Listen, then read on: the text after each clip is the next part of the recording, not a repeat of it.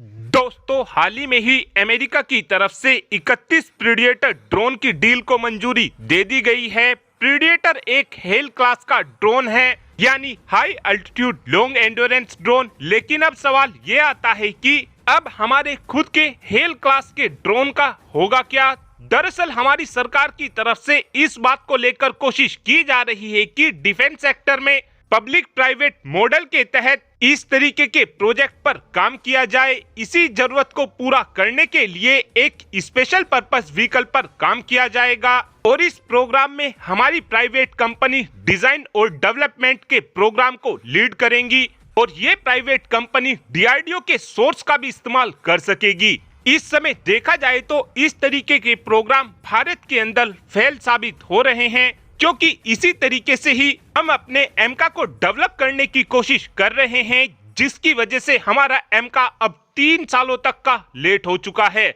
और ऐसा ही डिले हमको हमारे इंडियन मल्टी रोल हेलीकॉप्टर में भी देखने को मिल रहा है, क्योंकि इन दोनों ही प्रोग्राम को स्पेशल पर्पस व्हीकल के तहत बनाया जा रहा है और अब हेल क्लास के ड्रोन को भी पब्लिक प्राइवेट पार्टनर के तहत बनाने को लेकर बातचीत की जा रही है।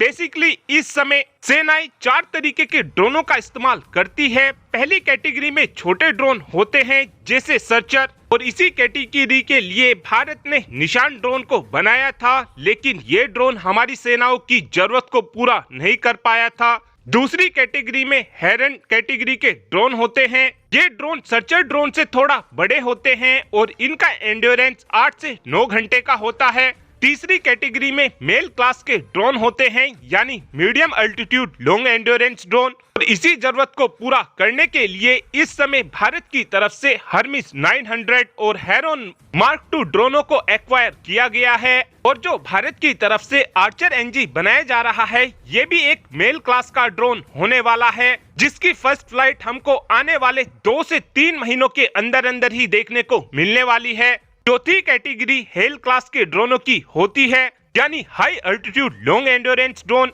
और इस समय जो हम अमेरिका से 31 की संख्या में प्रीडिएटर ड्रोन खरीद रहे हैं, वो भी हेल क्लास के ही ड्रोन हैं।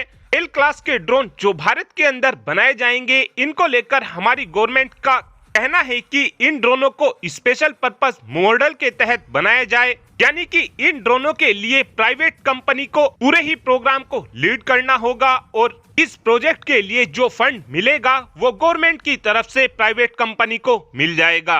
और इस प्रोग्राम को लीड करने के लिए इस समय टाटा मैदान में आई है और टाटा का कहना है कि हम high altitude long endurance drone को G180 जेट के बेसिस पर बना सकते हैं, क्योंकि हाल ही में ही टाटा ने जर्मनी के G180 जेट के इंटेलेक्चुअल प्रॉपर्टी राइट को खरीदा है और टाटा का कहना है कि हम इसी डिजाइन के बेसिस पर ही अपने हेल क्लास के ड्रोन को बनाकर तैयार कर सकते हैं।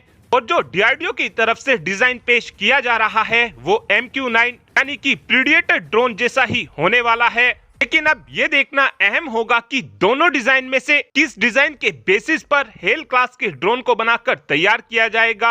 आपको क्या लगता है कि क्या हमको G180 जेट के बेसिस पर अपना high altitude long endurance drone बनाना चाहिए, या फिर आपका ये मानना है कि हमको प्रीडिएटर ड्रोन के डिजाइन के बेसिस पर ही अपना high altitude long endurance drone बनाना चाहिए? इस बात का आंसर आप कमेंट बॉक्स में दे सकते हैं। Thanks for watching this video. Have a good day.